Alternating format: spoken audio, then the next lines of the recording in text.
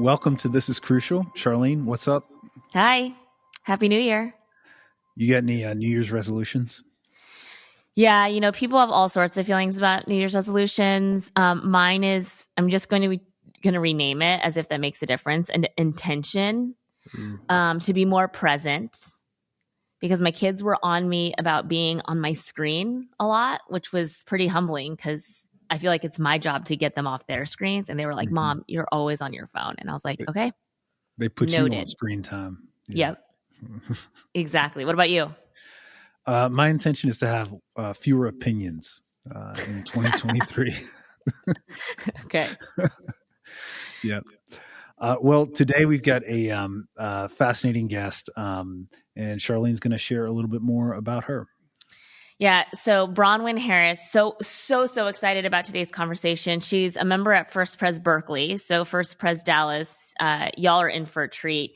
Bronwyn graduated from UC Davis with her bachelor in psychology and her teaching credential from CSU Sacramento. Her first job out of school was to teach at a school in East Oakland, which was in a zone that had been dubbed by the Oakland PD as a killing zone due to the violence in the area.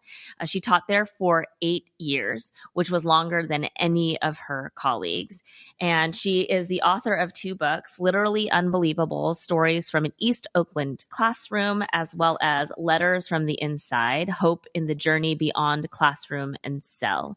And in our conversation today, we are also going to be referencing articles that Bronwyn has written online, in her blog, and in resources all over the place. Yep, Bronwyn takes us takes us to a whole lot of places in our conversation. You're going to hear about implicit bias and also cow eye dissection. Yeah. She's going to tell us what it was like teaching in East Oakland, as well as the power of telling stories that aren't your own. Well, enjoy our conversation with Bronwyn, and as always, keeping it crucial and having conversations that matter enough to make us uncomfortable.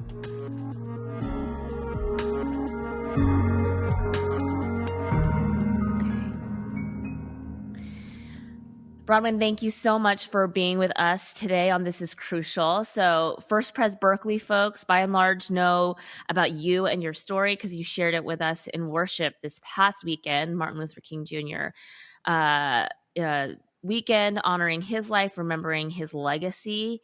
But we would love for the First Pres Dallas folks to get to know you better. So if you could just tell us a bit about yourself and your story, that would be great. Sure. Thanks for having me.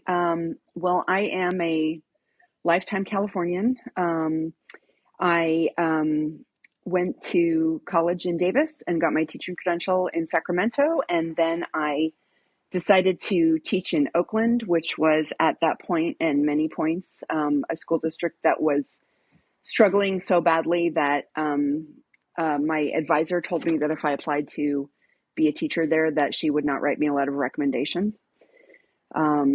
So I started, and it turned out I didn't need a letter of recommendation because they were hiring basically anyone with a pulse. So I started my teaching career in East Oakland, in the most violent part of Oakland at that point, where I didn't find this out till later. The police called it the killing zone. And I taught there for 8 years. And so you had such a crazy experience there in that by your 7th year, you were the longest tenured teacher there. Mm-hmm. By probably your 2nd or your 3rd year, parents and students were telling you, wow, Miss Harris has been here forever. Mm-hmm. Yep. You had become a part of that community. What about that first year? Like, what were things that you were being exposed to, learning on the job, that like stuff that no one could have you would never have believed, right, if someone had told you? There's a lot I don't remember about my first year. It was extremely traumatic and it was exhausting. And the first year of teaching is always really hard. But there are things, people will tell me stories, coworkers and students, and I won't remember them. But a few things that I do remember is that I started teaching in January.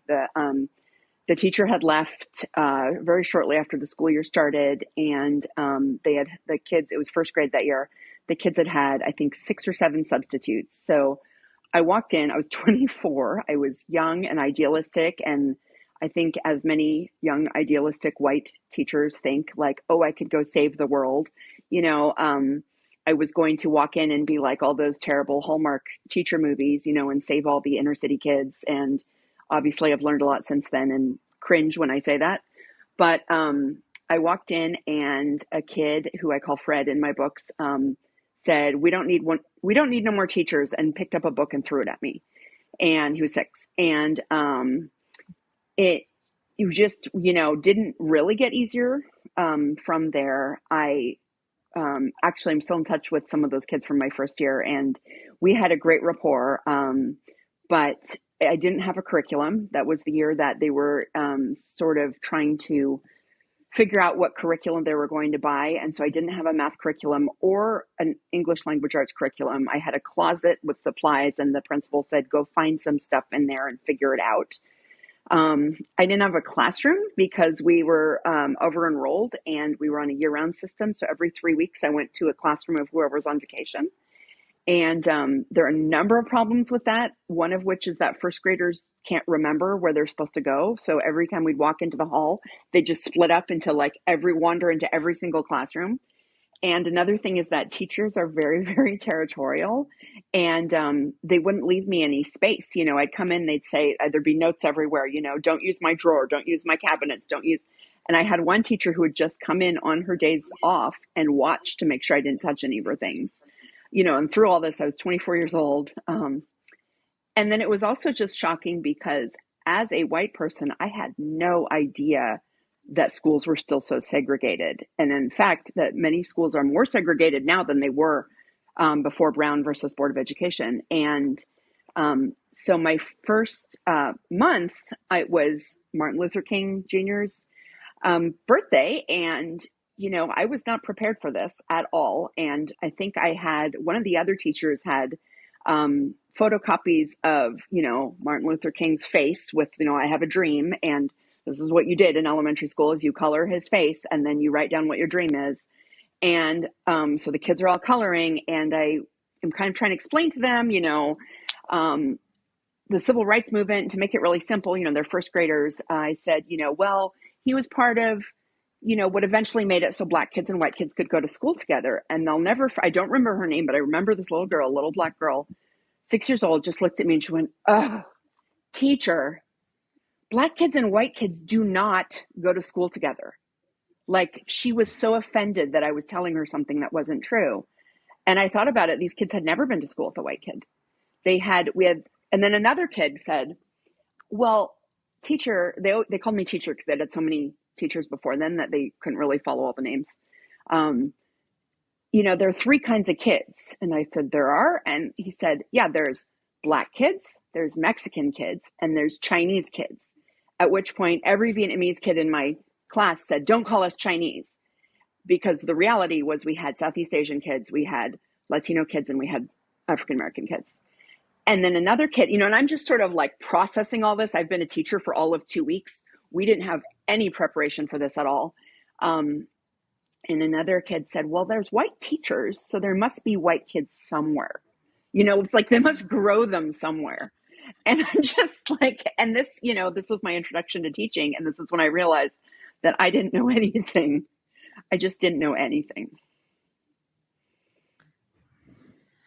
I think one of the things that just as the conversation, particularly around race, has reached a renewed fever pitch, if I will, I've realized the bias that exists within me, right? We love to point out the bias that exists in the world and other people, but that conversation, and we're talking about implicit bias, seems to be the phrase that a lot of people are working with, uncovering the bias that exists deep within you, or even maybe 1-2 layers below the surface.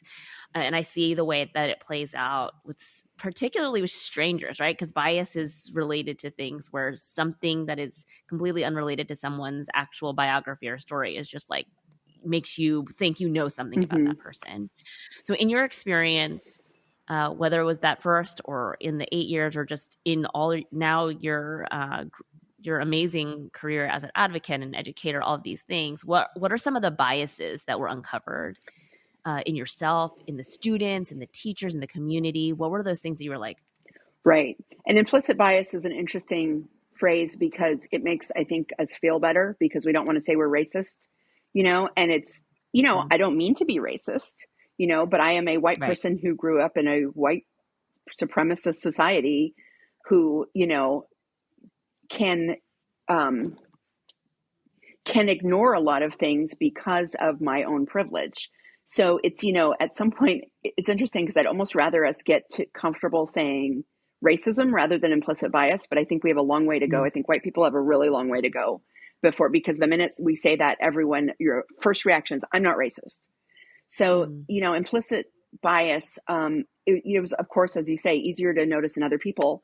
So one of the things I noticed very early on is other teachers who would, over and over and over, just very blatantly, I would see two little kids running down the hall.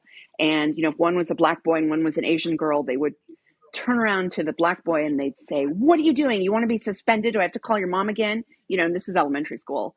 And then they turn to the Asian girl and say, sweetie, please stop running. And it was just like, my mouth would hang up. And I was a new teacher. And these were, this one teacher, I will not say his name, but, I remember very clearly trying to say something to him. And of course he said, I'm not racist. Why would I work at the school if I was racist? And, he just couldn't see what he was doing. And another thing was, same teacher. And we had, long story short, we used to be on a tracking system based on languages. So we used to have, a Spanish speaking track, an English only track, a Vietnamese speaking track, and then what was called the other Asian track, which was just all the other Asian languages. And there's a lot of problems with tracking, and it became undone. But the first year it became undone, the teachers were not used to having mixed groups of kids. And so this one particular teacher, I remember he sat down, he looked at his class roster and he said, oh no, I'm not supposed to have the black kids. I have the Asian kids. And I said, what? This is my second year teaching because we were on track my first year, not my second year. And he said, well, I never have the black kids. I'm on the other track. I have the Asian kids. He said, so I'll trade you. And I traded him because I didn't want him to have the black kids, but it was, and the principal was like, okay, yeah, we'll trade. And the principal's a black woman. She said, okay, yeah, we can trade. So it was very much this, people and people really thought that, we couldn't possibly be racist because if we were racist, we wouldn't have chosen to work in this school. And, I had to check that in myself too. I had to definitely check, and I still do to some extent, do I feel uncomfortable because a person's walking behind me? Does it depend on his race? And if I think about it, like who statistically is more dangerous to me, a black man or a white man? Well, then why am I feeling more uncomfortable? It's just stuff we have to think about. And for me, I was raised in a just very white area. And when I was in high school, I take that back. We had a lot of Mexican migrant workers where I was raised. But again, we had tracking. And so I was not in class with any of them after sixth grade. So I had very, very little experience talking to anyone who was African American, who was Latino. And so I had to just constantly see this in myself. And, it came up in a lot of ways, like just noticing that I, referred to the black kids as being angry more than I referred to the, other kids as being angry. And, I still catch myself all the time. It's just implicit bias is not something you can ignore. It's something you always, always have to be aware of. Yeah, speaking of angry, can you retell the story that you shared in one of your pieces about a mother that confronted you about one of about her son's progress report and your response to her? Yeah. So this is actually, and I forgot about this for a long time. It's not in my book because I forgot about it. But at some point I remembered, and I will always remember this mother. Her name was Linda. This is my second year of teaching, my first year of teaching third grade. And her son, who I don't remember his name, was a child who had, struggled with anger outbursts. And had been working on it. And I think I wrote in his report card, and I don't know if you know this, but we have something in teaching called cumulative files. So the report cards follow from kindergarten through 12th grade. So you can actually look back whenever you get a new student and see what all their previous teachers have said about them, which is, problematic sometimes. And so I had written on his report card, it's a very smart kid and he got very good grades. And I wrote something about, and I meant it to be complimentary. He is working on his anger issues and making great progress or something like that. And is able to control his anger. And the mom came in and she said, okay, Miss Harris, I want to talk to you about this. I know you do. And looking back, she had every right to be angry with me. She had every right to speak very forcefully, and she didn't. Somehow she knew to speak in a way that I could hear it, as at this point I'm 25. And she said, I know you don't understand, but if you write down that a Black boy is angry, this is going to follow him his whole life. She said, I know these records go through 12th grade. And if you write down he's angry, you don't know what that does to a Black male. And she sort of explained it to me. And she said, he was a big kid for his age too. She said, I'm already afraid that people are going to be scared of my child, that people are going to label him as this, that he's going to be targeted. I need you not to also write down that he's angry. And something in me, and this is where I think it's divine intervention, because my MO is to just say, to get really defensive, and I didn't say, I'm not racist. It's the truth. Those are the things I wanted to say. I actually listened to her. And it's the only time I've ever changed a report card based on a parent's request. And I changed it. Wow. And, just the grace she gave me was huge. I want to linger there just for 1 second. And read back to you what you wrote. And you said, my first instinct as a young, white, well-meaning teacher was to insist that race had nothing to do with it. Instead, I listened. I felt defensive, but I listened. So you just mentioned grace is the reason why you shifted. But I want to ask, just probe that a little bit more. What compelled you in that moment? What else might have compelled you in that moment to listen instead of acting from your instinct? That's a good question. So I've thought about this, a lot of times over the years, and had she been more forceful, I wouldn't have listened. And that's not fair. That's not fair to her. And I think a lot of white people do this, where we need people to sort of soften things for us. And she did. And it made me able to listen. And I could see the concern she had for her child, and the love she had for her child just came through, that she wanted the best for her child. She wanted to not set him up for, these stereotypes his whole life. And somehow that came through to me. I'm not sure if that answers your question. No, it's I'm fascinated by this because the issue at hand was the anger of the son, but it was the mother's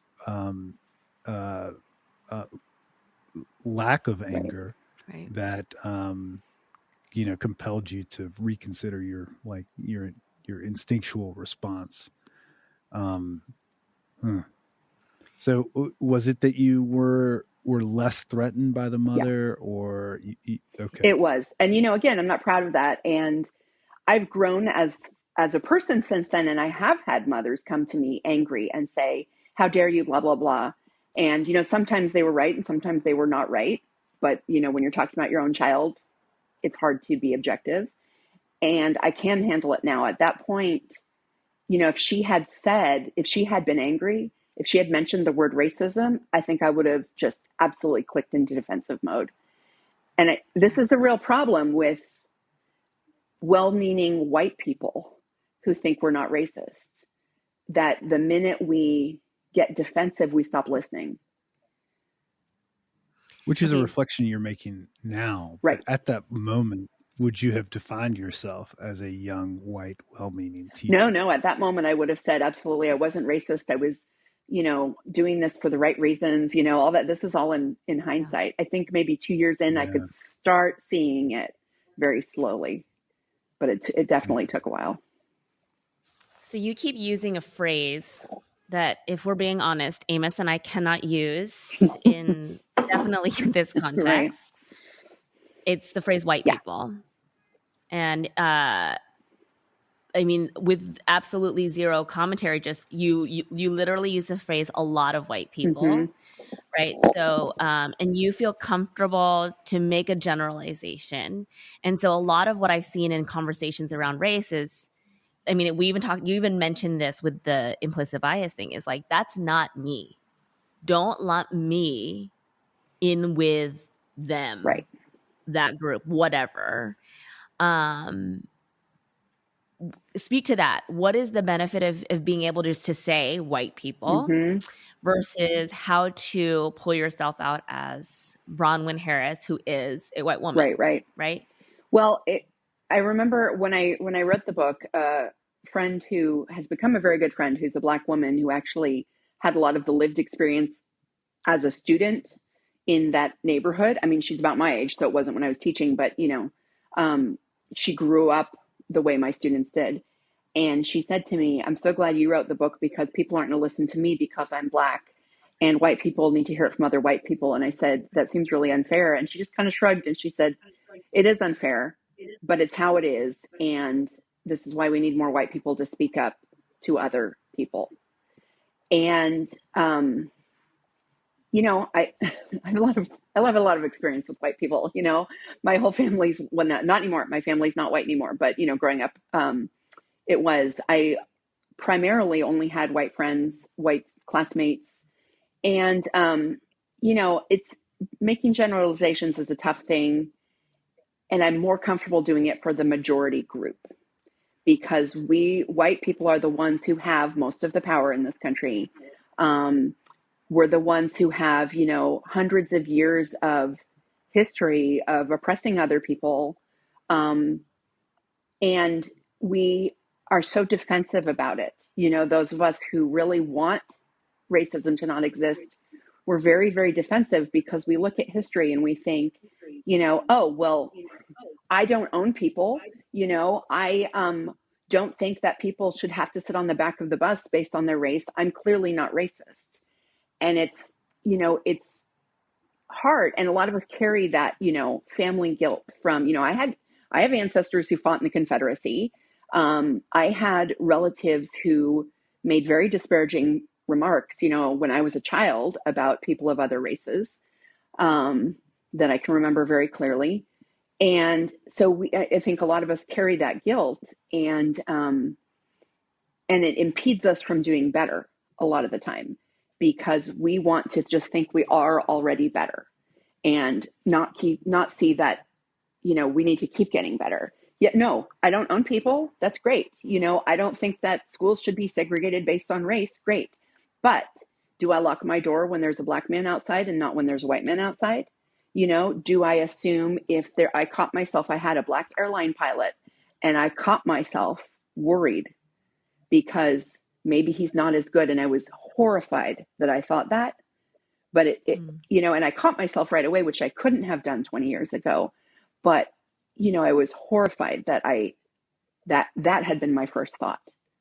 And we all felt, and if this is, I have tried really hard to not just be not racist, but to be anti-racist. And, those are still my immediate reactions. So we have a very, very long way to go. But the first thing we have to do is drop our defensiveness, which is really hard. What's the difference between not racist and anti-racist for you? To me, I think not racist is like, and I don't know if this is the official, this is my definition in my head. Not racist is maybe not doing racist things, not saying, oh, because you're Black, this needs to happen. Because you're Asian, you should, go back to your country or whatever, just not being blatantly racist. And anti-racism, I think, is more fighting racism, being aware of it, and trying to dismantle it in every way, more active, more proactive. And it's hard. And white people, we have the ability to say, I'm tired of talking about this, and stop talking about it. And, we have the ability to say, why is everyone making everything about race? Because I'm tired of this. And that's maybe the other thing about trying to be anti-racist, is not going there, because it is hard. But just because I get to turn it off doesn't mean that it doesn't exist. Hey, I want to explore something with you. This is a journey that I've been on myself. I mean, we've been doing these conversations here for 2.5 years. It feels like it. I think that's about right.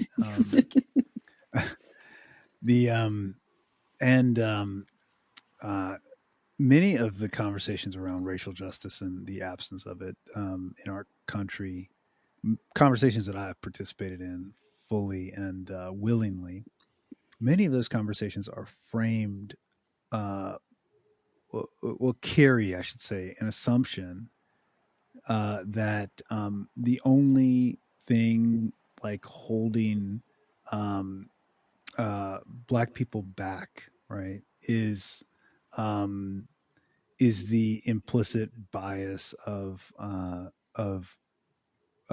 white people, um, and that what we're all just waiting on is for white people to be less racist, and then like this country would just be like, this would look more like the Garden of Eden, And the reason I should say I'm grown uncomfortable with the framing of these conversations that presumes that scenario I just mentioned to be true, because uh, I worry that what we're doing is just reinforcing white body supremacy by uh, waiting on the permission, of the majority group, to cede, uh, uh, come around, Right. And and I'm also grown uncomfortable with the premise behind that whole scenario, because it implies that uh, minorities are incapable, of living like an abundant life in a fair and an abundant and grace-filled life without the permission of their neighbors who are, you know, not of the same color. Can you speak to that? Am I off? And Right. Yeah, can you respond to that? I think I can respond in part. I think I can only respond from my own side, my own, that's a terrible word, my own perspective. And yeah, I see what you're saying. And in a way, it seems like another form of white saviorism. If we get it all together, if we do this, then we can sort of save the world from racism. And I totally, absolutely see what you're saying. And I don't know what to do about that. And the only thing I know what to do is to get people who look like me to do better. I don't know what to do about the rest of it. And I wish I did. Mm-hmm. Yeah, that's not a very good answer. Like, No, I wish I had a that's an better answer. one. Thank you. Yeah, but Yeah. I absolutely see what you're saying, because I think it can turn into another, just like, white teachers who want to go in and save schools or whatever. It can turn into another way of, oh, if white people do this, we can save everything. We can change everything. We can save the world. Right. Yeah. Okay, so then let's look. I'm sorry. Go ahead, No, Charlene. go ahead. No, and it centers the white journey. Yeah. Yeah. And in a way that I don't feel like it's helpful. It's I can totally understand that. so Yeah. yeah, but it's something I'm still thinking about. Yeah. Well, and I mean, let's be fair. I don't think and I'm going to use the phrase, I don't think it's just white people who are centering the white journey. I've heard plenty of people of color who are kind of saying they are in the waiting position, the sit and wait position. So I'm like, let's not I 100% agree. I think this dynamic is not helpful to anyone, right? It perpetuates the essential power dynamic that we're trying to say is not helpful, is not Christ-like, is not whole, whatever is the word that we're trying to use, right? And so let's localize this dynamic then in an arena that actually we haven't talked a ton about on this podcast, but is one that Bronwyn's very familiar with, is schools. Okay. So one of the things that you write about on learningforjustice.org is a teacher who looks like me. How most teachers in the United States are white, which means that many children of color don't have academic role models who look like them. For us in the church, particularly in the Presbyterian church, this is not going to be the same, obviously, in immigrant communities or in other denominations. Amos and I are an anomaly in being non-white men in this role. And it's starting to change how people perceive what a pastor is supposed to look like, right? I mean, it's like that. What is that like, that riddle that we do with our kids? Somebody's been hit in a car crash and the doctor's operating on the table and it's the doctor's the mom. Oh right. my gosh. The doctor's a woman. Yeah, I know that one. Right. Right. And so how do we change that dynamic? Like you were just talking about, you used the phrase white saviorism, right? In schools. Right. And it's interesting. I'm just going back to the things that Amos has been saying. This is something I'll be thinking about for a while, I think. And I think part of my difficulty in answering is because I'm not going to tell people of color what to do. I can only speak to white people. I'm comfortable at this point telling white people what we need to change, and I think it's, how in improv, they always talk about yes, and I think it is that where it's, yes, we need to do better. We need to change a lot. We, meaning white people. And that's not enough. And we shouldn't be centering ourselves. And, but I don't know the other answer. And am not going to tell people of color what anyone else needs to do. With schools, it's just representation is so important. And the thing I wrote about a teacher who looks like me is interesting. That was a girl who was my little sister in Big Brothers Big Sisters. And she had, I forget what year she had a Black teacher, but before that, we had actually talked about it. I had said, have you only ever had white teachers? Yeah. What do you think it'd be like? I don't care. It's just as long as I have a nice teacher. I don't care. And then when she had a Black teacher, it changed. She didn't know how much she wanted to have that. And so representation in school, and it's very, very slowly. When I started teaching, it was over 80% of American teachers are white. Last time I looked at the statistics, I want to say it was like 78%. So it's very slowly changing, but it's very slow. And, representation is huge. And that's something that we need to change. And, there's a lot of reasons why people of color aren't going into teaching as much. And part of it is that teaching is so poorly compensated that a lot of people aren't going to go into it unless they have family money, or a spouse who makes more money, that kind of thing. And a lot of, I was in a credential program, and there were 26 of us in my cohort, and I want to say 3 were not white, and one of them dropped out and before the end, and I was not aware enough and did not know them well enough to ask them what their experience was like. But I don't think it was easy. I don't remember your entire question. I'm sorry. No, I mean, I just think, obviously, Amos brought up such a really, as we get deeper and deeper into this work, it is an important part of the conversation to have, because we're perpetuating the problem unintentionally as we're trying to work to fix it, especially within predominantly white institutions. And not to say that we should take our foot off the gas, but how do we do this in a thoughtful way that makes a difference, right? I mean, people will hear this conversation and be like, yes, schools need really engaged educators who are willing to sit and listen.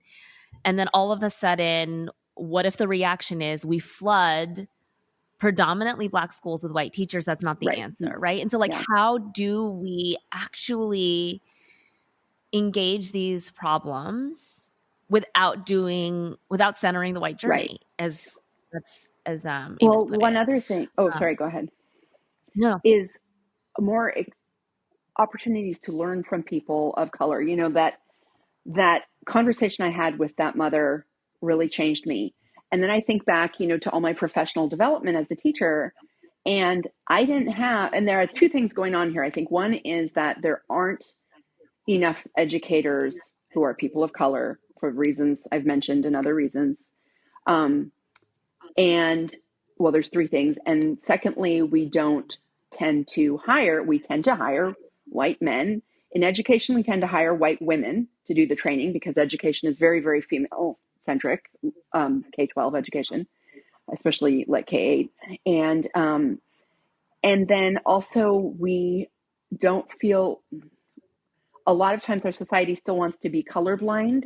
So we don't want to say, oh, it's important to us to learn from, you know, people from a specific culture, because a lot of our immediate reactions is, oh, shouldn't we just be colorblind? Isn't it it should be the most qualified person? Not, well, it would have been really important to me to have professional development from educators who were Latino and could speak to what it's like to be a Latino student in a majority, you know, whatever, you know, majority white, or in my case, it was majority Black school. It would have been really important to me to have professional development facilitators who were immigrants or who had parents who were immigrants. You know, it would have been really important to have people who could talk about what it's like to be Black and to be, you know, racially profiled. And we didn't have that ever.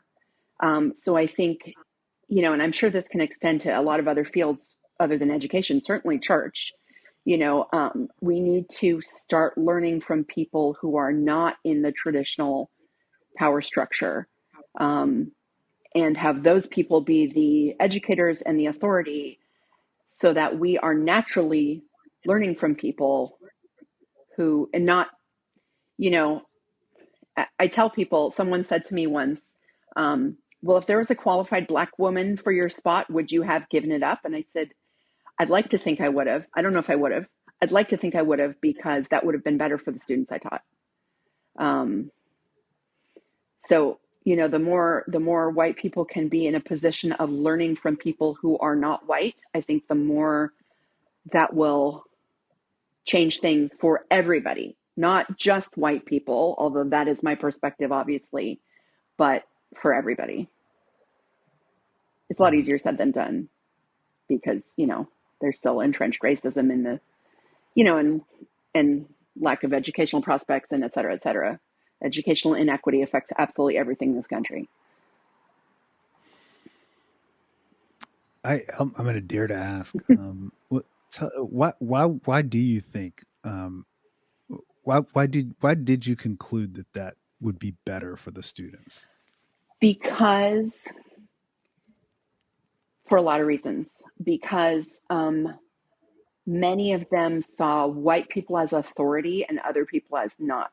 They knew of white policemen, white doctors, white teachers. Okay, let me tell you a story that I don't think I've written down. We went to the Exploratorium once if you're not in California, Exploratorium is this amazing, like hands-on science museum in San Francisco. It's been around since I was a little kid. One of the great things about it is that you can dissect a cow eye, or you can't actually dissect it. You watch the dissection. It's super cool. Every kid in the Bay Area has like been to see them dissect a cow eye. I know it sounds gross, but it's really, really cool. And I remember it very vividly from when I was 7 and did it. So we took my classroom there, and we got there to the cow eye dissection early, because you want to sit in the front row because you want to really be able to see it. And so I had the kids all sit down, and I went to go to the bathroom or something, came back, and my kids had moved back 2 rows. And I said, and then other kids were sitting in the front. And I said, what are you doing? Like, why'd you guys move? I put you in front for a reason. And this little kid said, well, that white lady told us to move, and pointed at, and it was a chaperone from another school. She had no authority. She did not have, and the Exploratorium employees are like, you can tell who they are. she had just looked at them and she said, "Move back. My students want to sit here." And they wouldn't have, and we debriefed it later. And I said, okay, I want to ask you guys this, because they felt, they really felt something about this, right? Like, I mean, these kids have never had to sit on the back of the bus, but we still have this kind of thing. And it was, and her, of course, the visuals, her group that she was bringing was all white kids. So she had them sent in the front row. And, I don't know what this entitled mother was thinking, but we debriefed it later. And I said, what if she was a black mom, would you have moved? And they said, no, she's a white lady. So, these are little kids. She's a white lady. We thought we had to do what she said. And I went up to, and one of the mothers who was chaperoning me said, "Oh, hell no, Miss Harris, you take care of this right now." And I went over and I said, my students were there. When I explained, she huffed and moved her kids. But the fact that they saw white people as authority figures in a way that they didn't see other people as authority figures made them move when this random mom had told them to. And I don't think it's a stretch to say, it's hurting all kids, not just kids of color. It's hurting all kids to see teachers, doctors, policemen, everybody as white people, like their authority figures are white people. And then it's also, they don't see themselves, they aren't able as well to see themselves in that position. And I can't speak for being a person of color, but I can speak as being a woman. The first time I had a female doctor as a little kid, all of a sudden it did click for me. Okay, I could be a doctor, and I don't know if that's the same, but. Thank you for that response. Yeah. Oh, I still get mad thinking about that, but. Oh my gosh. I'm feeling all sorts of things right now. In one of your articles titled "Conversations Move Us Beyond Bias," you have an interesting conversation. Do you remember this article that you wrote? You had always said that you wouldn't work with quote unquote rich kids. Oh, yeah, I did. And it's a conversation that you had with one of your students who goes to an exclusive private school. In your work as an educator, as a tutor. And so it's almost like you're fighting against a bias in another direction, right? But still a bias. Can you tell us a little bit more about that conversation and how it's kind of just opened you up to all sorts of? Yeah. So if I'm remembering right, that student's probably about 25 now. And she just had literally this was a very well-to-do Asian family. Who lived up in the hills. And she had no idea that, not even the fact that there were kids who, went hungry, but she had no idea that there were kids who didn't have tutors, who didn't have dog trainers, who didn't have, sleepaway summer camps and, horseback riding lessons. She just didn't know. And so I think the conversation had started because we were talking about how I was a big brother, big sister. That's very awkward, but, and she kind of said, why? And I said, well, the big brother, big sister model is fraught in different ways. It is a little bit white saviorism. I do have some issues with that. I do not regret doing it for a second. My little sister is now 19. We're still very, very close, but that's a whole other conversation. But I said, well, some kids have parents who, because this child, her mom didn't have to work. It was a one income family. Her mom could, do all the stuff that was needed with her. And I said, some kids, what if you only had one parent and they had to work all the time? And, I'm trying to explain to her and you didn't get to da-da-da-da-da. And she just had no idea that there were kids who, I don't even think we got into, hunger and homelessness. And so, just making her aware of the fact that not everyone gets to live like her, and now with my niece and nephew, they were just here recently, and there is a wellness center for homeless seniors being built very close to where I live. And it's been, this huge debate about if, this is going to make the neighborhood less safe and And we walked by where it's going to be built and we talked about it, and they, they've never spoken to an unhoused person, I don't think. And we talked about it, like, why might people be scared of people who don't have a place to live? And my little niece and nephew decided that, if people had showers and if they had a nice place to live, then it would change their life for the better. And also people might not be scared of them. And they just kind of, we talked it through. And now they ask me all the time, are they building that house? Can we help people who don't have a place to live? And it's just, making kids aware of these things at an early age. I think kids have a lot of compassion naturally. Just kids can be very, very compassionate if they're not taught not to be. And, it's important for them to realize that not every life is exactly like theirs. So what about for you though? What were some of the biases that you, after having worked at the school you worked at in East Oakland, now moving towards tutoring, which is something that more privileged children are going to be able to have access to? Did you have to? Were you fighting bias moving in that direction? Yeah, absolutely. And I still feel guilty sometimes that I'm working with kids who can afford to work with me.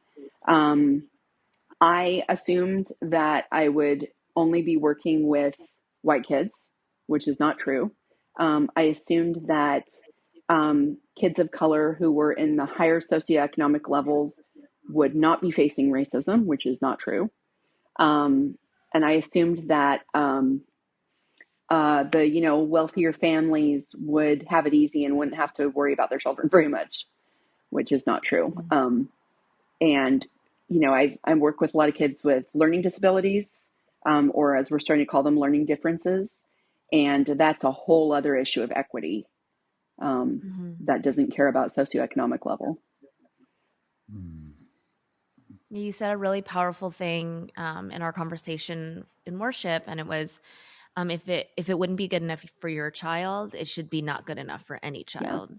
Which, when you said that, it was kind of like, yeah, no brainer. But what you're saying is, we're not lowering the expectations for our children or what we want, our desire for our children. We're raising them for all children. And so what does that work look like? How do we invest in you were saying educational inequity is where it all starts. Absolutely. Amen. Talk about upstream work. And so just so appreciative of the work that you've been doing in all areas and spaces of this spectrum, and that you continue to do, and the conversations that you continue to have. So Amos, any final questions? Yeah, I'm curious, Bronwyn, how did you get into writing, and what does it? How would you define that as an aspect of your activism? Well, when I was teaching still, I would tell friends what had happened. Everything from, there's still lead in our pipes for our drinking fountain, we found out. So all of a sudden the drinking fountains are closed off, to the bus passing us up because I had a class full of black and brown kids, and the empty bus just looked at us and kept going, to, the lockdowns at our school, whatever. And one of my friends said, listen, I have to tell you, we seem skeptical. It's not because we don't trust you or believe you. It's that what you're telling us is actually literally unbelievable for us, which is what I named my book. And so I started writing it down as a blog because I think people paid more attention when it was written down. It was an anonymous blog for a while. And then when I left Oakland Unified, which I explain in my book why, it was all health reasons, I started working on making the blog into a book. And it took me 10 years. It was very, very hard. And every time I'd make progress, for example, I'd make a bunch of progress, and then I found out that one of my students had died. He was trying to leave a gang. He was 21. He was trying to get his life together, and he was shot and killed. So then it would derail me for a while. And then I'd write more. And then I actually found the journal of that kid, his third grade journal, telling me about how he wants to be a teacher. And, it's been years. It still gets me. So then I'd put it down for a while. So I finally got it all together. And I ran it by all the students I was still in touch with to see if they were comfortable with what I said. Because there are things like, I used the word inner city. They said, use that word. I'm not super comfortable using that word. They said, no, use that word. That's what we say. That kind of thing. And one student said she wanted a part taken out, so I took it out. I said, is it okay if I leave it in without your name? Because I changed all the names. She said, no, I don't want anything about that. And so I took it out. So then the students just started, and I'm not in touch with a lot of them, but the ones I'm in touch with gave me really, really good feedback. And one of them said to me, Miss Harris, she's almost 30 now. She still calls me Miss Harris. She said, Miss Harris, I've been waiting my entire life for someone to listen to this, to listen to our stories. Mm. And she said, now you wrote it down and people will listen. And I don't know if people will listen, but I did write it down. And then the other one, which is Letters from the Inside, this is a student who I call him Jorge in the book. And he is like the living embodiment of the school to prison pipeline. He tried so hard to escape it and it got him, it sucked him in. And we're in touch. And so this is the story of, his time in prison and our letters. And he just has the most beautiful voice. And if anyone ever buys this book, all the proceeds go to his family, who are, having a little trouble financially, as are many people in the Bay Area. And same thing. He said, I just want people to know. He said to me, I didn't know that there were still people who didn't understand how hard it was for someone like me to grow up. Mm. So, I try, and I included a lot of, like, in my first book, I included a lot of funny stories too, because what I don't want people to think is, oh, these poor inner city kids, they just suffer. They're hilarious. You know what I mean? Like, one of the kids, sorry about this, but he threw up. And the first thing he said, Ms. Harris, this is so cool. I've always wanted to see what my food looked like, or something like that. They're so funny. I had a student who I said, are you listening to me? I was teaching about multiplication. He said, no, I'm thinking about if babies have bones and if you had a fire hose and you put the baby on the other end of the fire hose because the water's really strong, would it hurt the baby? Because I wouldn't want to hurt the baby, but it would look really cool. And I was like, really? Really? That's what they're hilarious. They're just kids. And we need to do better by them. So I think, what I hope to do, and I fail a lot, is to not center myself, but to center the kids' stories and to remember those two things that they told me. That one of the kids said she'd been waiting, a now adult said she's been waiting her whole life to be heard. And another one said he had no idea that people didn't know. And, so that's what I want to get out. And when he's out of prison, we're going to do a book tour.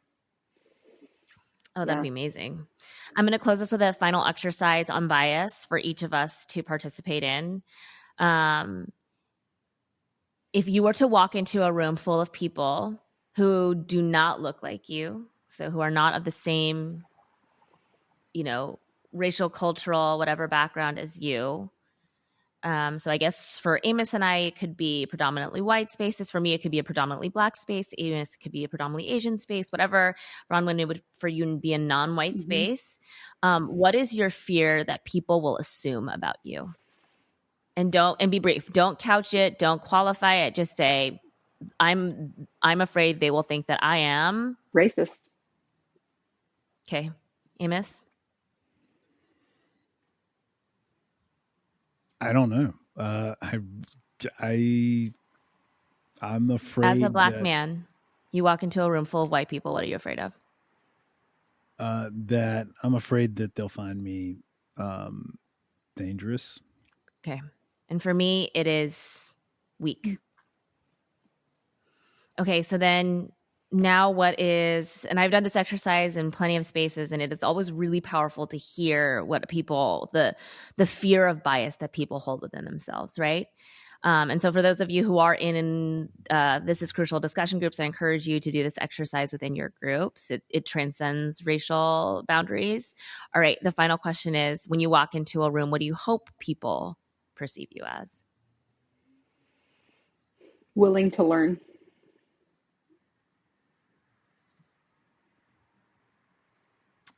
Human.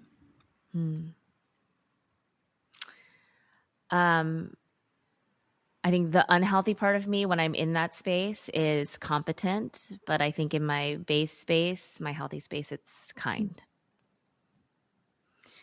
All right, friends, as usual, thank you for tuning in to another really powerful episode of This is Crucial. Bronwyn, wow, thank you. Thank you so much for sharing honestly, courageously, with vulnerability, your story, the stories of those who you've encountered. Yeah, they are being heard. And so we deeply value and appreciate you. So thank you. Folks, we look forward to being with you all again in February for another crucial conversation. In the meantime, keep having them, keep doing the hard things, saying the hard things, having the hard conversations important enough to make you uncomfortable. All right. Bye.